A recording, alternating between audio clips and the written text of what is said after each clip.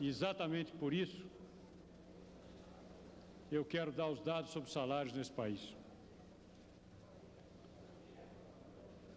O ponto principal desse projeto era o respeito ao trabalho e aos direitos individuais. Em todos os momentos, a garantia do assalariado esteve presente. Até porque o governo Sarney, toda a equipe que trabalhou nessa tarefa, jamais teria coragem de apresentar um projeto que não respeitasse o direito das pessoas que trabalham nesse país. Nós temos absoluta convicção, senhor presidente, que retratamos a verdade. O que o trabalhador recebia, os cálculos de salário real foram feitos e são absolutamente perfeitos. Esta defasagem colocada pelo deputado de partirmos do índice 1 e não partirmos no fim do mês de um índice já com inflação, ele representa a verdade, porque o índice 1 representa que, na realidade, o assalariado, ao ser contratado, ele acaba recebendo o salário no final do mês. E todo o cálculo real foi feito para representar com a maior exatidão o que o trabalhador recebia. Eu tenho as mesmas apreensões que o senhor. Acho que, se pudermos ir melhorando cada vez mais o nível de vida do trabalhador, tem que ser feito. E fizemos uma parte, demos 8% a mais de abono real, mas os cálculos estão absolutamente corretos. Segundo, sobre o salário mínimo, quero dar os dados aqui, senhor presidente. Desde o início, novembro de 84, representava em dólares 61%, e assim mês a mês, 55 dólares, 46 dólares, 44 dólares, 40 dólares, já em março de 85, quando assumimos o governo, 35 dólares. E assim passou o ano passado, veio o primeiro reajuste, foi a 63 de novo. Hoje está em 58 dólares, com 800 cruzados, e que representa 21% a mais real no salário mínimo do que do dia que esse governo assumiu. Sobre a cesta do Diese, o salário mínimo, em novembro de 1985, comprava os alimentos feitos pelo Diese e representava 60,8% do salário mínimo, uma lista de alimentos.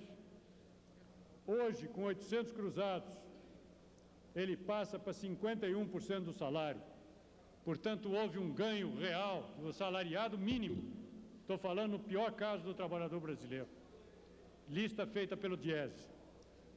E assim por diante, senhor presidente. Temos absoluta convicção, deputado, que em todos os momentos desse projeto, o assalariado foi profundamente respeitado e este projeto traz no seu bojo mais uma etapa de distribuição de renda tão necessária no nosso país.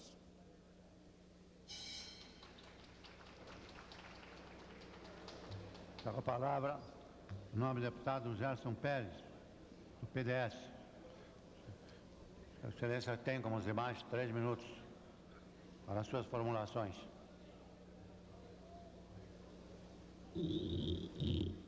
Senhor ministro, posso até estar equivocado, mas quando o presidente José Sarney e Vossa Excelência verificaram que a nova república não valia um cruzado, resolveram corajosamente, sob nossos aplausos, atravessar o Rubicão. Para mim, senhor ministro, esta nova república nasceu no dia 28 de fevereiro. E só agora podemos começar a analisá-la. Neste momento, para o povo brasileiro, Vossa Excelência e o presidente Sarney são os cruzados imperiais, acabando com os cruzeiros republicanos desmoralizados pelas vilezas de ontem e de hoje.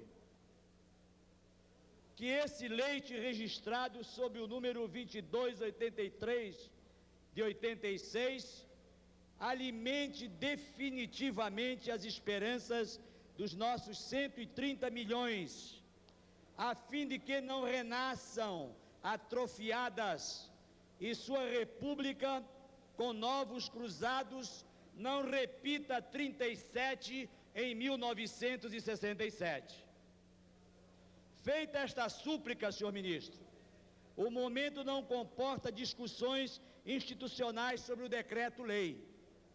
A crise de nosso país, como tem reiterado Vossa Excelência, é a das finanças em todos os níveis sociais. A fome ronda os lares brasileiros pela descapitalização. Diria melhor, poucos são capitalizados e milhões vivem na pobreza e na miséria. A crise repousa na péssima distribuição da riqueza, ou melhor, das moedas que as autoridades imprimem e que fazem a felicidade de poucos. Contra isto, o presidente Sarney e Vossa Excelência, sem a prévia audiência do Congresso Nacional, resolveram desafiar e revogar por decreto temporariamente a lei da oferta e da procura. Correndo os riscos naturais dos desafios, aproveitaram claramente experiências de Israel, Alemanha, Argentina e até parcialmente do PAEG do ex-presidente Castelo Branco, de 64, onde a nova política salarial de reajustamento pela média e não pelos picos e os espaçamentos dos reajustes salariais para um ano pontificavam. Era menos arrochante, sem porém a proteção da escala móvel instituída por Vossa Excelência contra o surto inflacionário superior a 20%.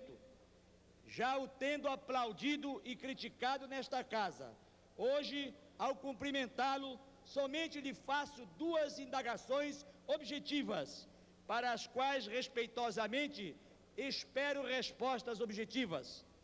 Primeiro, sendo de seu conhecimento que muitos são os fabricantes da inflação, e como 3 minutos só nos permitem falar de poucos, indago sobre um dos principais. Qual ou quais decisões formais foram tomadas por Vossa Excelência para congelar a expansão monetária? Quanto à sua impressão, caso existentes, em que teto percentual foi congelada, já que o ponto nevrálgico do decreto, psicologicamente receptivo pelo povo, é o congelamento, e visto que a expansão de moedas anualizado chegou em janeiro em mais de 331%, e o plano tropical nada registra sobre congelamento de emissões. Segundo, senhor ministro, dívida externa, vou terminar, senhor presidente. Pastore renegociou toda a dívida externa e Bracher apenas parcialmente, 1/3 dessa dívida, 85, 86. O spread, a mesma para ambas renegociações, 1 e 1/8. Os prazos, Pastore renegociou com 16 anos, carência de 8 anos. Bracher, 7 anos, com carência de 5 anos. Por que Vossa Excelência optou por esse tipo parcial de renegociação com prazos e carências menores, se daqui a 4 meses o Brasil terá de ter novo procedimento de renegociação? Poderá explicar-nos sobre as insolentes críticas do Clube de Paris, onde seus banqueiros acusam o atual governo de mentir, o que particularmente não concordamos? E, finalmente, que artifício econômico Vossa Excelência encontrou para zerar o déficit público, se para justificar o último pacote aprovado por esta Casa, Vossa Excelência nos assegurou que, para reduzir o déficit superior a 200 trilhões, teria que sacar por novos impostos, 40 trilhões, pela privatização de algumas estatais, 10 trilhões, pelos novos aumentos de tarifa nos serviços públicos, 12 trilhões, pela economia da baixa de juros, 20 trilhões, e, finalmente, pela emissão da ordem de 80 trilhões. Se, para inflação zero, só com emissão zero, poderia esclarecer-nos isto? Dou a palavra ao eminente ministro e peço aos oradores inscritos que se circunscrevam ao tempo, a fim de que não haja prejuízo para os demais que tenham direito e no prazo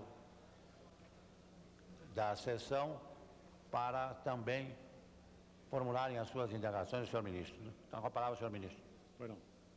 Em primeiro lugar, deputado, queria dizer ao senhor que num processo de mudança monetária, o controle da base, da expansão da moeda, é um ponto que não é o principal ponto da reforma. Ao contrário, vai existir uma demanda muito grande de expansão da moeda nessa reforma. O importante é o seguinte, é quando nós fazemos expansão para cobrir déficit do Tesouro, e não por uma necessidade de moeda do sistema. Para lhe dar alguns exemplos, como na realidade existe uma paralisação e a moeda volta a ser moeda, que antigamente era títulos, ela acaba diminuindo muito a dívida interna e se transformando em moedas. Apenas para citar o caso da Argentina, que fez uma reforma monetária também, neste momento e nos últimos meses, desde junho desse ano, ela está tendo uma expansão da moeda na base de 10% a 12% por mês, com uma inflação de 1,5%. Portanto, esta reforma monetária vai exigir expansão da moeda, não para cobrir déficit público, mas porque o sistema o exige. As pessoas guardam mais dinheiro, acaba aquela especulação da corrida do dinheiro, da aplicação no open market todo dia, e daí há uma diminuição de títulos e uma expansão de moeda natural no mercado. Portanto, quando existir essa expansão, não se assuste, não é para cobrir déficit público. Segunda, sobre a dívida externa e o Pastore. Eu quero lhe dizer o seguinte, não houve a negociação Pastore. O que existe é um documento que ele apresentou e não foi aceito. Quer dizer, na realidade, no documento ele indica que gostaria de ter uma dívida toda brasileira, negociada por 16 anos, dentro de parâmetros que ele calculava, com comissões, etc., com spreads de 1,8 para a União, não para a República, não para as estatais, que era 1,25. E nós realmente entramos e negociamos o que estava pendente, 85 e 86. O que estava naquele projeto Pastore foi apenas um projeto. Não houve essa negociação. Se houvesse a negociação, nós não tínhamos nada para fazer, porque já estava negociado. Portanto, não existiu isso. Os banqueiros não aceitaram, existiu apenas uma oferta brasileira. Sobre o banqueiro do Clube de Paris, eu realmente não sei sobre a citação que o senhor fez, sobre o comportamento brasileiro, porque eu tenho tido o Clube de Paris uma compreensão muito grande. Mais do que isso, como o Clube de Paris sempre exigia o acordo com o fundo, e nós não temos o acordo com o fundo, e não vamos buscar acordo com o fundo, na realidade o Clube de Paris ficou sempre numa posição de conversar conosco, está capitalizando os juros, e neste momento, pela primeira vez, nós tivemos contato com o Monsieur Trichet, que já nos indicou que nós vamos começar a rediscutir a dívida do Clube de Paris, mesmo sem o acordo, para verificar os pontos que são possíveis e entrarmos num processo de ajuste. E quanto ao déficit público que eu disse aos senhores, realmente ele foi através dos cortes da reforma tributária que os senhores aprovaram, absolutamente necessário, e na realidade, com esta mudança monetária, vai facilitar ainda mais o controle dos gastos públicos. Foi feito um trabalho profundamente exaustivo, deputado. Tem grupos na Fazenda trabalhando diuturnamente, inclusive sábado e domingo, há 5 meses, para poder oferecer à nação, no momento da implantação do plano, uma absoluta convicção que as contas estão controladas. Eu posso lhe garantir que há uma diferença radical entre o momento que assumimos e hoje, porque as contas exatamente estão controladas nesse momento.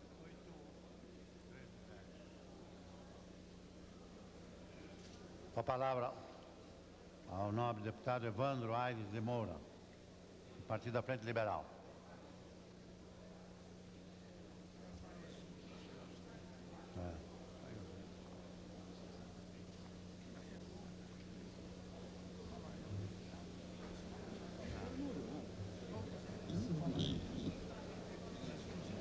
Senhor presidente, senhores deputados, senhores senadores aqui presentes, senhor ministro Dilson Funário, senhor ministro Paulo Brossard. Pode-se afirmar que com o Decreto-Lei 2283 iniciou-se em 27/2 a nova República. O apoio unânime do povo gera uma responsabilidade maior ao governo e à Vossa Excelência, como executor do Plano Sarney. É que o governo não pode mais recuar, não pode esfriar no trabalho repressivo aos que teimam em pensar que o Brasil não mudou. Senhor ministro, por causa do tempo, vou fazer, eram 6 perguntas, penso que me farei apenas 4. O preço dos serviços públicos, água, energia, telefone, tarifas postais e telegráficas, transporte ferroviário, será congelado até 27 de fevereiro de 87? É a primeira pergunta. A segunda, a gasolina e os derivados de petróleos, cujos preços estão fixados à base de $30 o barril, e agora com a queda para menos de 15, com as novas importações, terão seus preços revistos para menos? Na parte de salários, senhor ministro, os grandes prejudicados foram as classes que tinham seus reajustamentos em 1º de março, há 24 horas do Decreto-Lei 2283. Os reajustados em fevereiro tiveram 101% do IPCA e terão agora mais 8%. Os de março, que teriam 105%, terão incluído o abono de 8%, apenas 62%. Assim, enquanto os primeiros tiveram reajustamento integral, os segundos perderam mais de 40%. É um caso a estudar? É um acidente de percurso ou é um fato consumado? Anexo junto uma tabela. Senhor deputado, questão dos preços dos serviços públicos, posso garantir ao senhor que eles serão completamente congelados. Estão congelados. Fiz uma diminuição do preço da energia que havia saído de 30% para o setor industrial e 15% para o setor residencial. Foi republicado, mudada a portaria, baixamos de 30 para 20 o setor industrial e baixamos de 15 para 0 o setor comercial e doméstico. Quanto a gasolina e petróleo, Vossa Excelência tem absoluta razão. Se existir influência dos preços externos, temos que diminuir o preço interno aqui imediatamente. Nós estamos defasados ainda na gasolina e no petróleo. Para dar um exemplo ao senhor, nós estávamos acima de $100 o barril de gasolina em 1982, 83. E nesse momento, a gasolina está por cerca de $65 o barril, principalmente pelo congelamento de preços do ano passado, durante aqueles 4 meses, em que o petróleo, quando teve 230 de inflação, subiu gasolina cerca de 170 e 150 os produtos derivados de petróleo. Logo que permitir, com essa vantagem externa, nós começaremos a rever os preços e, se houver condições, vamos baixar aqui dentro imediatamente. Questão da punição dos responsáveis pelo Sul brasileiro, quero dizer ao senhor que está na Justiça. Foi encaminhada à Justiça e a Justiça é que deve, nesse momento, se pronunciar. Quanto aos compromissos de longo prazo e o pagamento ser cruzado em cruzeiros nas instituições financeiras, é importante compreender o espírito da reforma. Se tem pós-fixado ou se foi pré-fixado. Todos os contratos pré-fixados, desde que pode ser numa instituição financeira para a compra de um bem, onde a pessoa paga a prestação, ou num banco, num contrato pré-fixado para agricultura, indústria, o que for, como o pré-fixado já previa uma taxa de inflação e já colocou no valor dessas prestações uma taxa prevista de inflação, não é justo que se transforme em cruzados, porque a pessoa estaria pagando duas vezes. Estaria pagando já uma taxa de inflação futura prevista e transformar numa moeda forte no momento do pagamento. Portanto, todos os contratos pré-fixados, todos, sem exceção, no ato do pagamento em cruzeiros, deve ser usada a tabela, exatamente por isso que foi feita a tabela, para que naquele momento se pague menos cruzados. Em outras palavras, precisa muito mais cruzeiros antigos para poder transformar em cruzados. Portanto, toda a pré-fixação, o espírito é de que a pessoa já teve na sua prestação o valor da inflação futura e não é justo pagar duas vezes. Nos contratos pós-fixados, que normalmente são correção monetária mais juro, como a correção monetária desapareceu, ficou apenas o juro. Então, em contratos normais, a partir de 28 de fevereiro, para os meses seguintes, a pessoa paga apenas o juro estipulado no contrato. Acabou nos contratos rurais. E os contratos rurais, que foi a pergunta específica de Vossa Excelência, eu quero dizer o seguinte: nos contratos, outra vez, os que tinham 35% nominais, não pode ser transformado hoje numa taxa de 35% nominal, porque seria a taxa mais alta do mercado para quem recebeu o maior incentivo.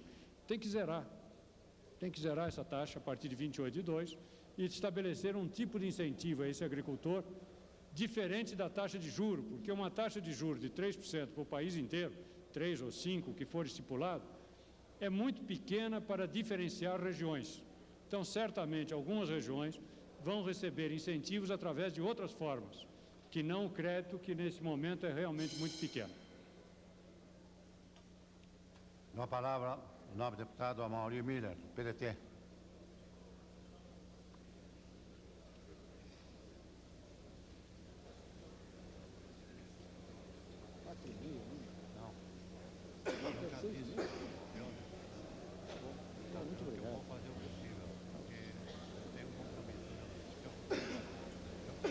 Senhor Ministro, como Vossa Excelência não ignora, o PDT mantém uma postura de apoio crítico ao programa de estabilização econômica do governo. Todas as medidas que resultarem em benefício do povo e respeitarem integralmente os seus direitos serão apoiadas pelo PDT. Nós achamos, entretanto, que essas medidas devem ser aprofundadas e discutidas ampla e democraticamente pela sociedade brasileira. Isso posto, gostaria de oferecer à inteligência e à reflexão de Vossa Excelência as seguintes indagações.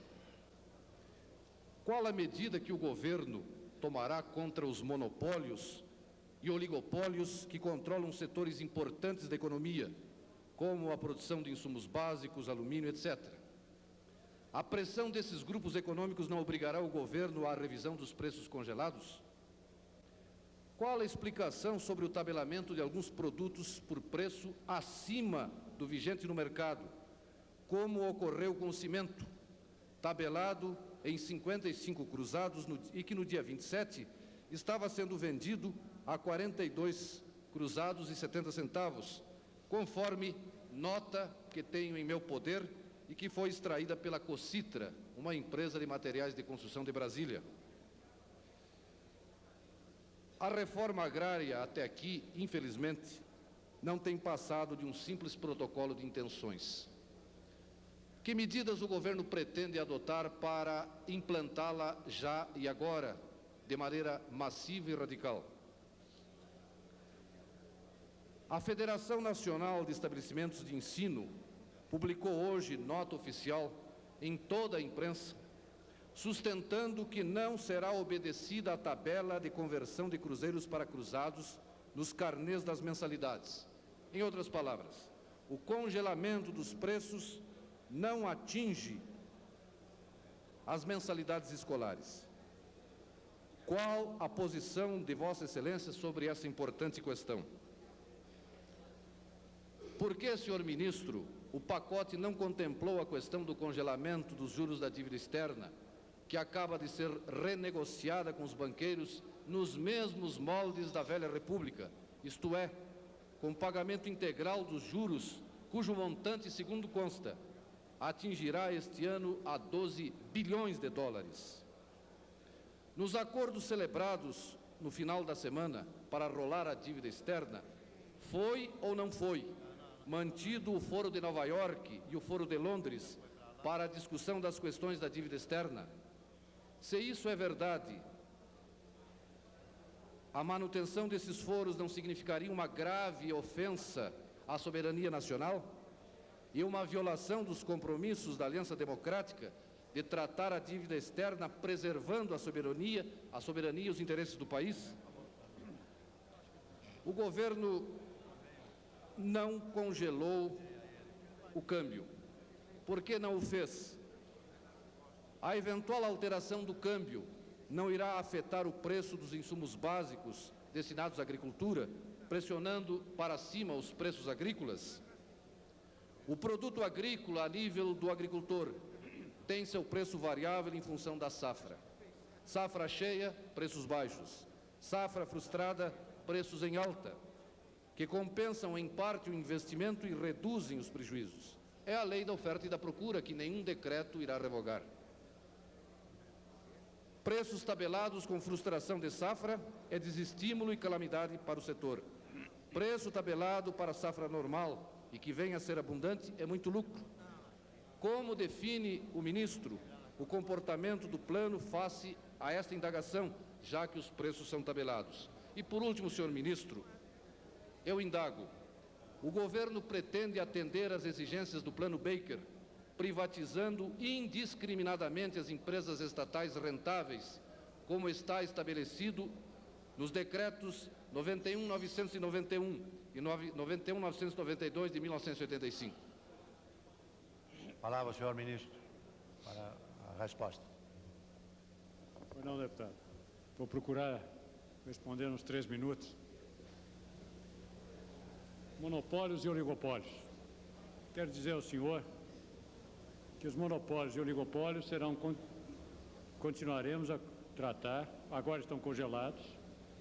Eles nunca foram liberados do CIP, porque é lógico, um país que não tem e não usa o mercado internacional para poder importar determinados produtos, para estabilizar os preços dos monopólios e oligopólios aqui dentro, e nós não temos feito isso, temos tarifas e não temos tantas reservas em dólares para podermos importar e deixarmos o mercado livre, certamente eles continuam sob controle após o congelamento de preço, porque eles sempre foram enquadrados nos controles e continuarão a ser. Na questão do Plano Baker, posso dizer ao senhor que nós não pedimos dinheiro novo, não fizemos nenhum contrato, não temos nenhum compromisso com o Plano Baker. O Brasil não tem nenhum contrato de prorrogação, ou o que for, ligado ao Plano Baker. Portanto, não há nada que coloque o Brasil numa posição de privatização de empresas que não interessem ao nosso país. O que existe, na realidade, no decreto de privatização, é voltar à iniciativa privada algumas empresas que eram privadas e acabaram indo para o governo.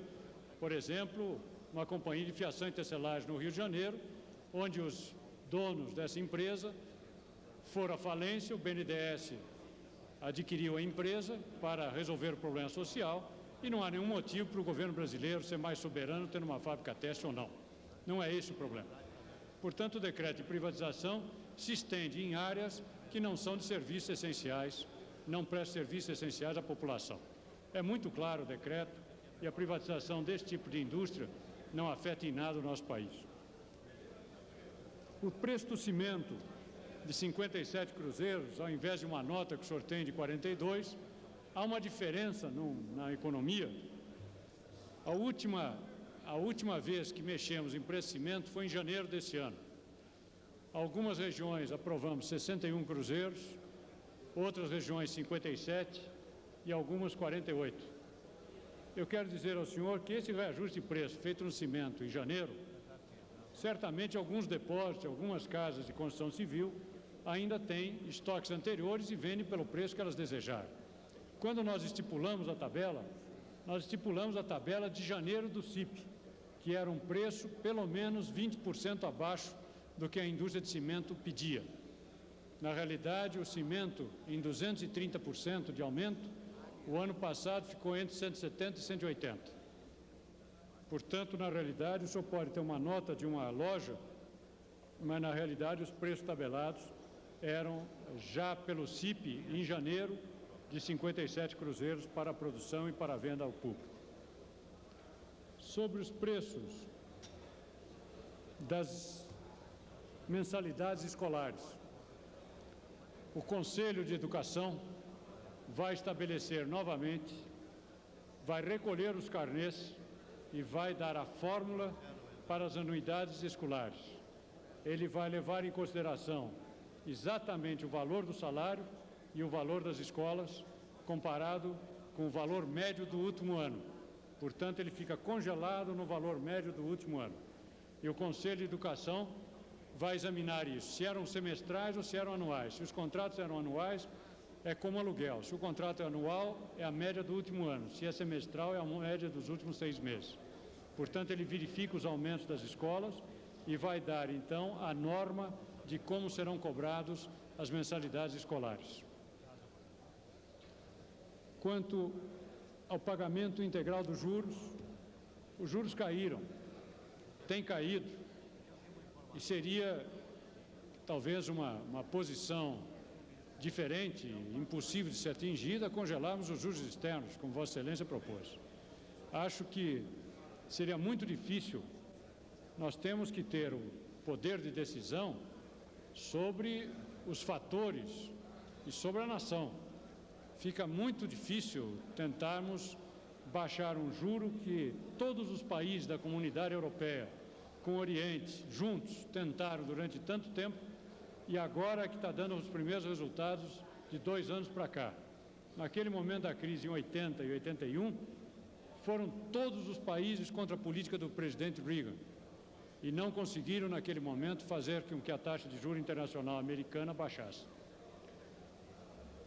Quanto ao câmbio, eu não conheço nenhum país que tenha o câmbio congelado, nem o senhor.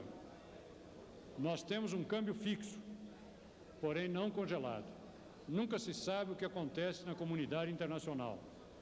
Nós pretendemos manter essa paridade o maior tempo possível, fixado num momento extremamente favorável para a posição brasileira. Mas em nenhum momento, nenhum país tem câmbio fixo. Impressão que...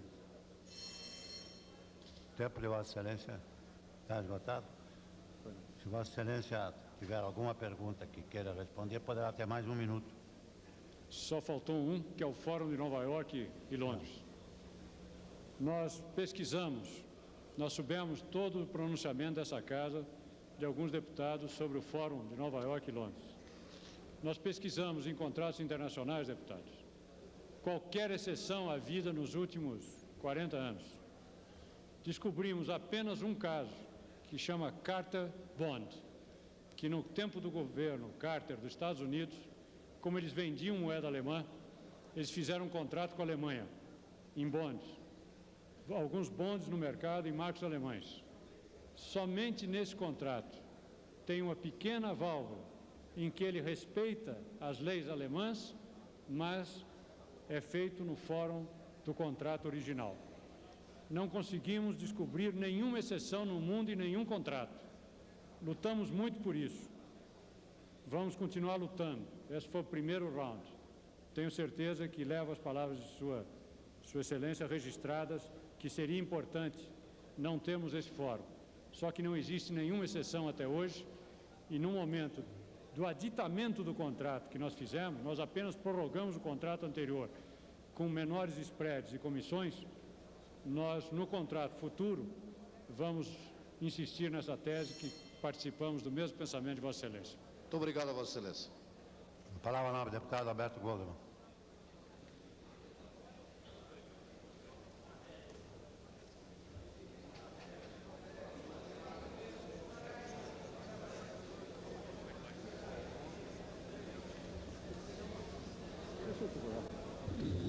Senhor ministro, em primeiro lugar, nós queremos nos congratular com o plano de reformas. Há restrições, sem dúvida, em alguns aspectos a ele, mas ele é fundamentalmente positivo, porque ele enfrenta o instrumento mais perverso de concentração de renda em alguns poucos e de retirada de renda da grande maioria dos assalariados desse país. Em segundo lugar, ele permite, com a mobilização do povo que se deu na luta pelo congelamento, um dos maiores movimentos cívicos que se tem notícia nesse país, permite a todas as forças políticas desse país que, organizando essa população, faça com que ela, a partir desse momento, ela possa enfrentar buscar novas conquistas e fazer com que novas vitórias se possa ter num país organizado, mobilizado, lutando pela sua soberania, pela sua independência. Eu vou fazer 4 questões, senhor ministro. Primeira questão: com as medidas que a reforma estabeleceu, que tipo de distribuição de renda se pode prever? Ou seja, quais são os setores que, na concepção do ministro, são setores que ganham, quais são os setores que perdem na redistribuição que essas reformas estão provocando? Em segundo lugar, problemas na área habitacional. Nós estamos sabendo das dificuldades que vão existir no sentido de controle de qualquer tipo de preço de matéria habitacional, não só no aspecto do custo das habitações, mas inclusive no custo das locações novas, locações que não estão ainda sujeitas à lei do inquilinato. Em terceiro lugar, com uma certa contenção dos preços de serviços públicos, a energia elétrica, petróleo, inclusive serviços industriais produzidos pelo governo, parque siderúrgico, por exemplo, nós vamos ter grandes dificuldades de investimentos. Não havendo recursos novos no momento, como é que nós vamos obter recursos para que esses investimentos sejam feitos e se possa programar as necessidades futuras do desenvolvimento do país? E aí isso daqui se liga fundamentalmente à questão da dívida externa, que no nosso entender, enquanto nós não resolvemos este problema, nós continuaremos com este gargalo, não teremos recursos suficientes para enfrentar os problemas estratégicos do desenvolvimento brasileiro. E o quarto ponto, na questão entendo que praticamente foi feito um pacto social no qual, evidentemente, as parcelas mais importantes da população não chegaram a participar, mas estão participando hoje porque o entenderam como sendo algo necessário e importante para eles. O governo deixa de lado a ideia do pacto político-social, ou o governo, a partir desse momento de mobilização tão importante que se dá na vida nacional, não pode, não deve aproveitar para que efetivamente se busque agora sentar na mesa aqueles, inclusive, que se recusavam a sentar na mesa de negociações para se discutir esse pacto político e econômico no país?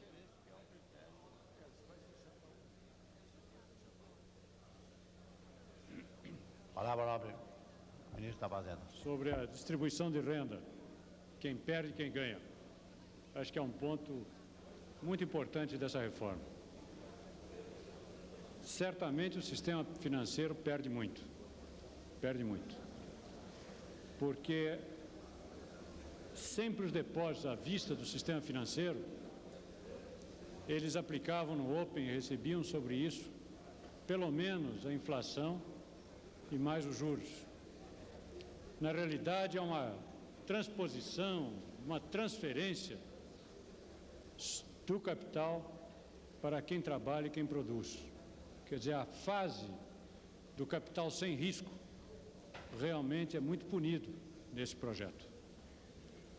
O sistema financeiro, citado aqui com um grande lucro do ano passado, era um lucro da distorção financeira. E isto acabou. O sistema financeiro vai ganhar hoje por prestar serviços. Ele é um setor de serviços e ele volta às suas origens. Ele presta o serviço e ganha sobre esse serviço. Ganha um spread sobre a diferença entre a captação e a aplicação. Nada mais do que isso. Vai ser muito... Nobre deputado Sérgio Cruz, do PDT. Senhor ministro, senhor presidente, senhores deputados, Em primeiro lugar, eu quero deixar registrado aqui o meu apoio como parlamentar e como cidadão ao projeto de reforma monetária do governo no que toca à intenção de controle de preços. Estou convencido de que os trabalhadores, senhor ministro, os quais representam... Escala móvel de salário. Queria dizer ao senhor deputado que não há necessidade de aguardarmos os 20%. Há os dissídios coletivos que se mantêm normais, anuais. Só no caso, foi colocado no projeto, no decreto, apenas o princípio da escala móvel, para que, se ocorresse qualquer acidente de percurso, o trabalhador ficasse garantido. Suponha que aconteça 20% de inflação em 3 meses, mais 20% nos outros 3 meses. Cada vez que acontecer os 20%, ele tem sua reposição salarial, que não tinha antes. Portanto, o princípio da escala móvel é o que é importante. Ele continua tendo o seu dissídio coletivo. Ele vai discutir com uma discussão entre trabalhador e empresário, e naquele momento ele vai acertar o que foi de inflação até ali, provavelmente mais uma escala real. Os 20% é apenas uma garantia a mais que o sistema não tem.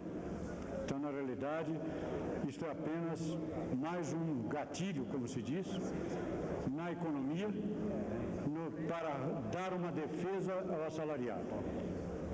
O problema de reserva de mercado. A reserva de mercado foi aprovado nessa casa. Eu não sou contra a reserva de mercado.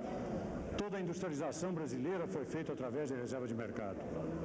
Sempre existiu setores que iniciavam a sua produção no Brasil, existia uma proteção imediata e, através dessa proteção, praticamente estava a reserva de mercado constituída dentro do país. É assim que se formou quase todos os setores da nossa economia. Na questão de reserva de mercado informática, ela tem um crescimento tecnológico extremamente rápido. E o Congresso que deve verificar se a reserva de mercado está ajudando ou se está impedindo qualquer desenvolvimento tecnológico. As reformulações são os senhores que fazem. Aqui existe uma lei aprovada que está seguida. Nunca admitimos, em nível de governo, mesmo na discussão da dívida externa, discutir qualquer detalhe sobre reserva de mercado, que é uma lei do Congresso Nacional. Essa é a minha posição. Ficou faltando a questão dos estoques reguladores, ministro. Estoques reguladores. Nós estamos fazendo os estoques reguladores exatamente para permitir que esse país, quando sofra qualquer problema climático, não seja obrigado a ter sérios problemas como tivemos em novembro e dezembro. Em dezembro, praticamente, tivemos uma inflação de expectativa, porque estava apenas começando o plantio. Não faltavam alimentos naquele momento. Na expectativa que ia faltar alimentos 1 mês e meio, 2 meses, 3 meses depois, na colheita, já existia uma inflação de subida de 22% dos preços agrícolas. Esta inflação de expectativa, quando tem estoques, termina. Segundo, sempre que existe estoques, acaba o especulador. O especulador é uma relação diretamente proporcional à falta de alguma coisa. Portanto, ele impede a especulação e não permite que haja aumentos de preços através da expectativa de um processo de falta. Muito obrigado. Palavra ao deputado Hugo Mandini.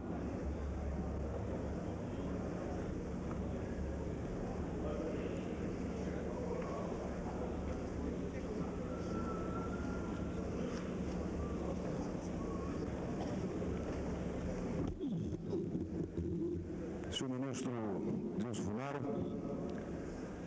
é indiscutível o fracasso das medidas econômicas que o governo adotou desde a posse da nova República. E a prova do fracasso das medidas tomadas por Vossa Excelência, do Ministério da Fazenda, durante os meses de setembro, outubro, novembro, dezembro, janeiro e fevereiro, é que Vossa Excelência partiu para esse decreto-lei congelando salários e preços no Brasil. Vossa Excelência reacendeu a esperança nos 130 milhões de brasileiros. Vossa Excelência, ao levar o governo e o PMDB e o PFL a subscrever esta reforma, Vossa Excelência faz uma jogada que leva a tudo ou a nada. O processo do congelamento dos bens e dos salários é uma medida extrema, uma medida dramática, uma medida final que Vossa Excelência anunciou na nação. Mas hoje, no seu depoimento, nós não observamos uma vez sequer que Vossa Excelência pudesse admitir as dificuldades da implementação das medidas. Eu quero, nesta hora em que falo pela oposição como um dos seus membros desta casa, ler aqui os depoimentos que foram prestados pela CUT, pela CONCLAT, todos eles contrários às medidas e dizendo que os trabalhadores estão massacrados nas providências do governo. E mais ainda, o seu antecessor, o ministro Francisco Dornelles, diz que as medidas atingirão profundamente o setor privado, o sistema financeiro e os assalariados. Diz Dornelles, enfático, o pacote é, em suma, recessivo. Vossa Excelência diz exatamente ao contrário, que não haverá recessão, que não haverá desemprego, que não haverá problema no país. Vossa Excelência, praticamente numa medida tomada no grande palco nacional, faz um gesto de mágica, de prestidigitação, e diz ao país que a inflação será zero, que não haverá aumento de custos, que não haverá aumento de preço, mas que teremos uma nação recuperada. Com esse decreto-lei, tomado ao arrepio do Congresso, ao arrepio do povo brasileiro, no silêncio da noite e dado ao conhecimento do país, através exatamente de um procedimento imperial e discricionário. Senhor Presidente, eu encerro. O que eu quero saber é como Vossa Excelência vai dar condições ao produtor de soja, ao produtor de arroz, ao produtor de leite, como aqui falaram alguns deputados, para que mantenha os preços no balcão do armazém ou nas prateleiras do supermercado, se nós tivermos exatamente esse congelamento que foi feito. Em segundo lugar, Vossa Excelência anunciou que o juro bancário será de 3% ao mês. 3% ao mês.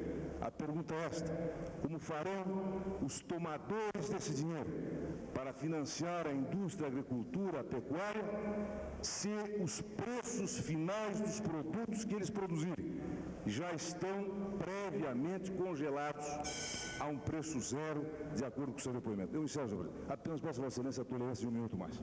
E mais, em terceiro lugar, aqui está, eu peço apenas a tolerância que foi dada a alguns companheiros nossos aqui que falaram.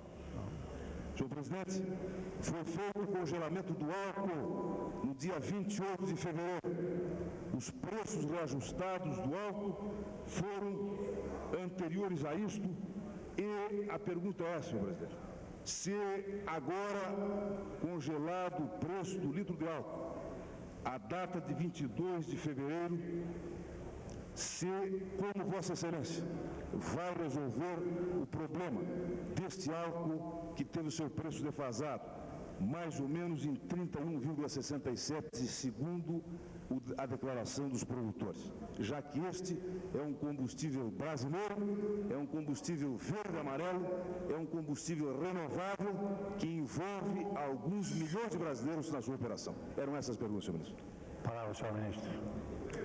Eu quero agradecer a palavra do deputado, que ele acabou de comprovar que os preços foram feitos através de preços médios. E, na realidade, eu ouvi muito aqui que os preços tinham sido reajustados pelo pico e não pelos médios. E Sua Excelência, senhor deputado, acabou de demonstrar que nós fizemos corretamente pelos preços médios. Em segundo lugar, os 3% ao mês, o deputado está confundindo. São 3% ao ano. Ele ainda não percebeu que houve uma mudança radical nesse país. A agricultura vai ter 3% ao ano. E, na realidade, a agricultura não ia ter 3% ao mês, que dá cerca de 34% ou mais, 36% ou 37% ao ano, e que seria extremamente danoso para o processo agrícola. Agora, realmente, senhor presidente, herdamos uma condição trágica. A herança só nos levava a tomarmos medidas que permitissem mudar e estabelecer premissas e condições para fazermos a reforma. Tivemos que aguentar durante 5 meses aquele processo anterior, herdado por essa nação, onde só se beneficiou as especulações financeiras desse país, onde só se fez foi beneficiar as aventuras e o processo que levou esta nação a chegar onde chegou. Realmente convivemos 5 meses com essas medidas antigas e felizmente pudemos mudá-las. Não foi um jogo, não, deputado, e não foi um jogo de tudo ou nada, porque essa nação, nós não brincamos com o sentimento da nação. Mas um jogo de tudo ou nada contra a inflação e não contra a população brasileira. Há uma diferença muito grande. Perdão. Continua com a palavra, eminente ministro. Eu já respondi, presidente. Dou a palavra ao nobre deputado.